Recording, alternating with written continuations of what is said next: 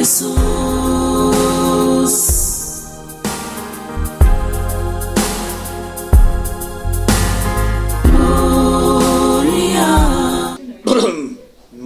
je vais soutenir l'idée de Yaki Nango. L'idée de Yaki Nango, l'idée à l'époque, soi-disant les opposants. Azaki na idée ya peuple l'union soit sangana. Tolongo la système kabiliste. Système wana omoni mukuna tango asali eloko wana il fallait pe ayebaka puisque na vie tango zo sala guerre yebaka lia otonda. Donc bango bazuye ba politiser dossier na eloko la fundi Joseph Kabila yango ba politiser dossier na ye yango zo yoka lelo azo subir makamto azo subir les réalités que dossier puisque moi na mwasi wana si réellement dossier na ezalaki depuis il fallait affondaye kala ba esalami na date nini puisque soki ezaki azwaye et puis oyoki déjà dossier ezali que moi na mwasi alibi a violé 4 fois parce que ezali bazali na place nini puisque na mutuka je ne pense pas esalamaka bongo bon na mutuka asali 4 fois. Non, ezali dossier politisé na cadre batu ya FCC, c'est pour cela na FCC que batu wana bazali na makambo ebele ya koloba. Donc nazana makambo ebele ya koloba lelo puisque dossier ya mukuna bien sûr bo politiser yango pour ça na bino ezali ko eboto fait. Et puis ce que je regrette c'est quoi?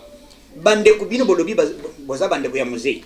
Mais pourquoi il est le dossier à musée Bobimisaka Yangote? Vous savez déjà que Batouana va dire la vérité, puisque Bazaï Sima, ya Kabila Kabam, Bazo Sima ya ko bomba makambu, o ezali na œuvre ya développement peuple congolais. Si réellement, bino bolobi boza bande ko ya Laurent Désiré Kabila. Mais mon tabimisi dossier a aidé bino pour bokene na procès. Et puis boyo ko funda moto azote kala.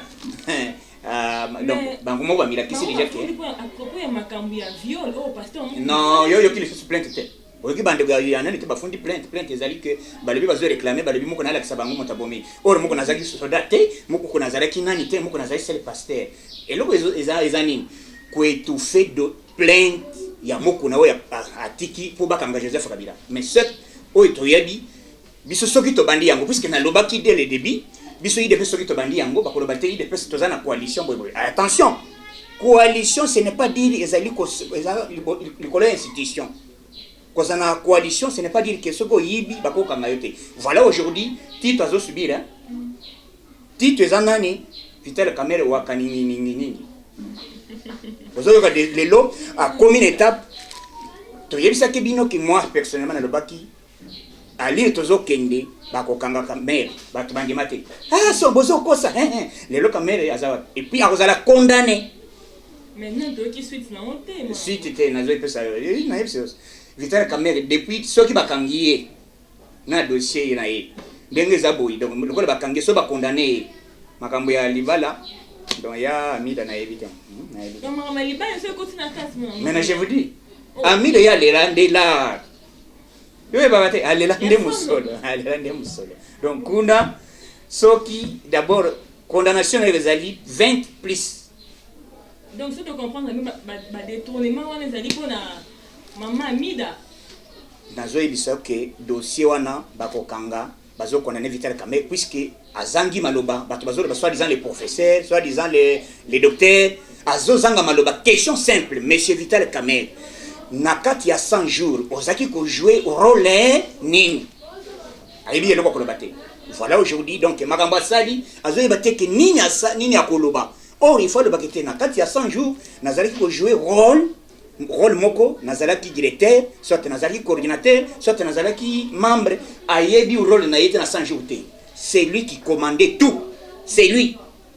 C'est pour cela dossier quoi il lié atanga batutu bazana semana ye beko donc dossier fatigue état de droit yé ezali on a yebisi batu ya FCC que bon monaki ba moni d'abord proche ya fatigue akay makana bongo bino papa boko yo kande son bokenda désordre magala et ko ton d'abord ba réflexion yango en climatisation so ko tikuna bosana no mokili Donc masolo ezali mututu azali na complicité ya détournement ya muyibi bakanga ye makambo mukuna ezali complicité ya FCC balimbe tout fait dossier ya plainte ya mukuna oya fundi de Joseph Kabila. Donc nasi na FCC bino dossier o ezali eloko liboso bozo linga bo attaquer Jean-Marc Kabonde. Oui, moi na mboka yoka son pour les solo ya président Jean-Marc Kabonde. Oui. Toyoki ba député ba signé ba pétition. Oui, la pétition na bango. Balobi balingi ba 60. Oui oui. Oui.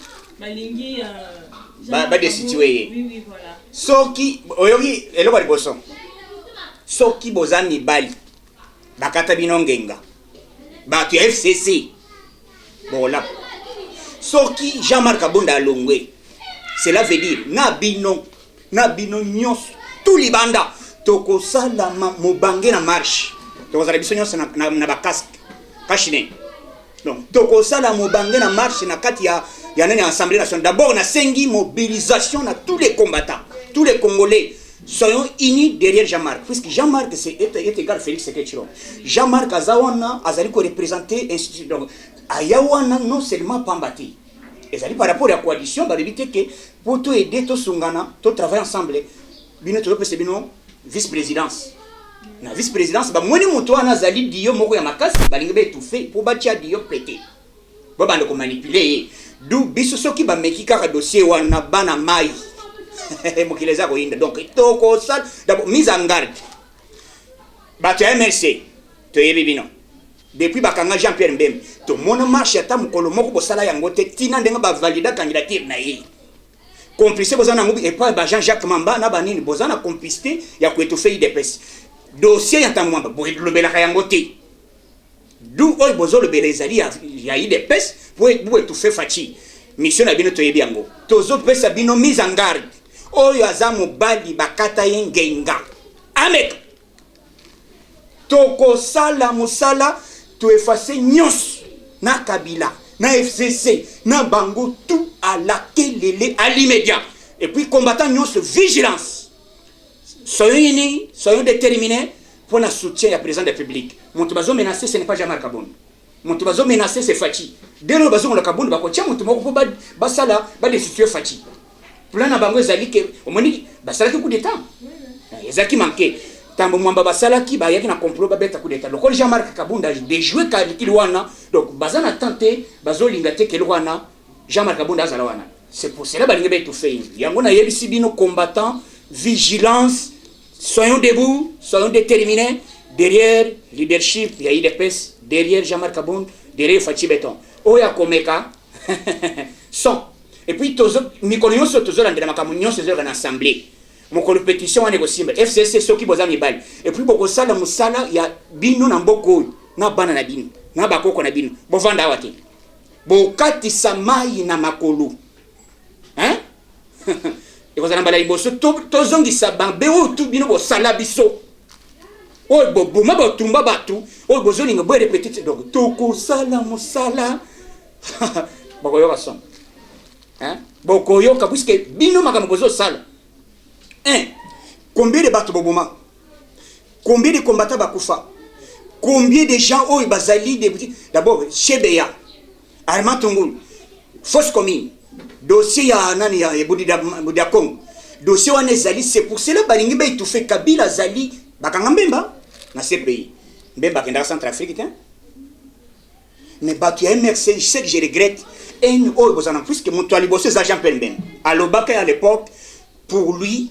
vaut mieux soutenir mon mususu que Félix na TV5 mais nazo promettre bino boy bolia botonda c'est nous les combattants biso yoka son biso to sala face to yebisa Kabila kete okoyoka son ngayo donc ndenge tozebisa bino soki boza mibali bolia bakata bino ngenga bomeka ko destituer to yoka na pétition ane bokene na bosangisa yango bien mukolo wana bokomona palais du peuple to kobandela e bakotonga mususu bakotonga mususu toko sala musala toko siéger na bino tous les combattants, tout le monde na sengi na combattant nyonso vigilance monde entier. Et c'est la première histoire na Congo que basala ba destituer ba panza parler du peuple et ça ba combattant IDPS. Bon meka yango bokoyoka son.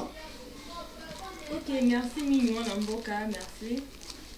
Tokomi na shoot ya émission na biso alors message ya suka okopesa message nini pour na ba détournement ya basala ya ba député salami message na nini olobi nini pour na ba détournement wana ya salaire ya ba député. Bon, ya on a lobby salaire ya ba député il faut balandela soki ba détourner ngo da ba député balandela kuna baza eza système ya kabiliste musala da bango balingaka te ba dévoiler secret balingaka te ba lo ba vérité et puis na lingana yebise bino fatie amatisi salaire il y a un magistrat. Et l'ongwe na 1500 et comme na 4000. Donc à Matisse 2500. Fatia zola la té. Et l'ongwe na ba généraux bazi pension. À l'époque basé ko 2500. Mais cette fois-ci Fatia bakisi donc abakisi bonus 50 000 $. Fatia zo salaté. Bon moni depuis bakangi na vital caméra au moni so de mouton denga zali ko continuer. Donc mouton zali ko étouffé, c'est pour cela que je demande bande ya INC.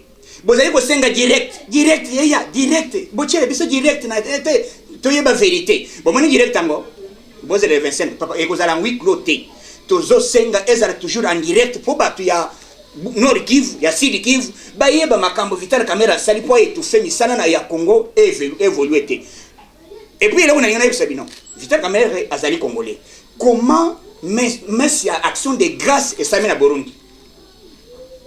Comment mettre cette action de grâce pour la capitale caméra qui est na Kigali?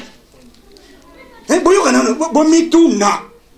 Olia senge pa mbongo to yebe kuna ono di père et di fils. Wa kamere. Hein? Mais quoi les tika bande kuna yeba zali bato mboka. Mais so boyeba source ya makambo. Toyeba. Tokoyeba identité nzamba songi puisque vital caméra yaki na mission ya ko détruire le Congo pour préparer 2023 va soutenir action ya ba étranger mais nzamba étouffé donc Fachi azali éli ya peuple et puis choisi par Dieu ce qu'aucun article nani na acte 24 verset 3 et pour que badobe excellence Félix Sekedi Tshilombo donc ba choisir depuis kala makambo tozolo bangana na loba yango kala donc les lobo bangate tozo banga FCC puisque les autres ont pouvoir commandement c'est pas Fachi bon la passe hein donc tozo banga population bozala vigilant makambo Fachi la kaki na population bomoni libération ya bato na hôpitaux madame ozoyoka bato na hôpitaux bana bazali ko bela o banani tout libanda l'état fouti ba musu bazali na ba 50 millions. Alors na tata to na mama Fatia le bete bobima ba futi e lokote ba mama to na hôpital na mama yemo ba boti bana ba ngonyo se ba pesi kombo Fachi combien Fatia ziba ndo iboni ah bon et bon pour la maman que ça maki ya ba le ba futi na mama yemo wana ba lobela ki monter nazo yebisa que président action yenango ezali pour na développement ya mboka depuis et puis justice na biso depuis na minute nazo yebisa yo to komi premier en Afrique. Acte où salami en Afrique et qui va salami maintenant Congo na où salami na Congo et qui va salami en Afrique donc tous allez premier na moment où tous ça donc biso état de droit Tshisekedi wa Mulumba la kaka dès que lui dépêche au pouvoir nous allons instaurer un état de droit et la vraie démocratie les lois chose dit chose faite donc Tshisekedi wa Mulumba Félix à côté les lois moni makambo ndenge vande donc état de droit et côté mbala liboso mo le président Zolanda procès ya directeur de cabinet na ye na télé donc tito alié chips yo ya bana alonga musala oyoki hein alonga musala ba nommé déjà directeur à Sika ba petit nyonso bazaki ko tia makelele na sima donc ba nyonso ala kelele provisoirement maman provisoire les siko mutapesi so eza fati tango bazo condamné na mandana musala ese na ebite siko libale kozala wapi puisque ya mida ye moko mesana ko simbala donc musale sili batu ya INC bozali ko menacer IDPC bozali boye IDPC boyoki procès comment mutu na bino asambi ye moko na RTNC donc ezaki ka mboko bomba te bo comprendre que tibiso IDPC tozaki na ni de loin ni de près impliqué na dossier wana ezali système ya muyibi oyo ndeko na bino azaki cité bomoni yango tozo senga liberté dans justice ba libérer nani mokuna mokuna bi malibanda za na dossier moko te za dossier moko politisé ba FCC ba koti na kati wana mwana mwasi wana sérieux ba viola qui après sa date après sa heure après sa place mais ceux qui vraiment makambo politisé bon ceux qui va condamner le pasteur Pascal Mukuna ah bien manaye to ça la marge ah bien mais ça pour un cas de viol Ah, Bobimba, viol, papa, maman. Viol, maman, on a un moquin. Mais actuellement, sexuel, nous sommes en viol. Ah, et on a eu si elle était bas, viola qui n'a place, nini. Après sa date. Na place. Ah, voiture 4 fois. Vous comprenez? Lukuta! Lukuta, voilà, Lukuta. Lukuta. Donc, Bana Congo, toza uni. Toza déterminé pour un changement dans le biso. Donc, to simbana, muluba, mukongo, muswahili, mungala, betu na betu. Batu tu balinga ko kabona mboko bomoni bango, bomoni batu balinga ka changement te. Depuis fatia koti bomoni comment évolution mboka ndenge ezokende. Bomoni volonté. Donc, to soutenir présent na biso, makambo ezokende bien. Moment ya divergence, moment ya banini, bomoni batu bazana posa puisque depuis bakang dossier ya Kamel, opposition koti mal. Biso mo yi de peso comme ko jeu deux rôles. Il y a opposition à la majorité. Donc, opposition zate. Mutu moko ko soutenir la teba kanga tambo mwamba. Puisque soki ba kanga tambo mwamba yekwede biso po to ba vérité, tala président soki ba ngolika kabonde, Assemblée nationale, Sénat, Kabila, FCC. À la télé, bo pakati mba mpe bo kangami bichi bo kimele pe wapi. Ba kangi bichi muraye basali bino mokamate. Donc, merci beaucoup nzamba pambola bino, toza dire Fachi Beton. Toujours soutenir l'action na ye nzamba azo sala puisque makambo fatia inango bomoni yango eza ya kotona te kolobate soutenir l'action à président de la République Fachi Beton oboye okasi braza okokite osombi javé na wenzala simba zegira okufi okeli felo fatia zawa na timo kolesa koya bokola son merci bye bye.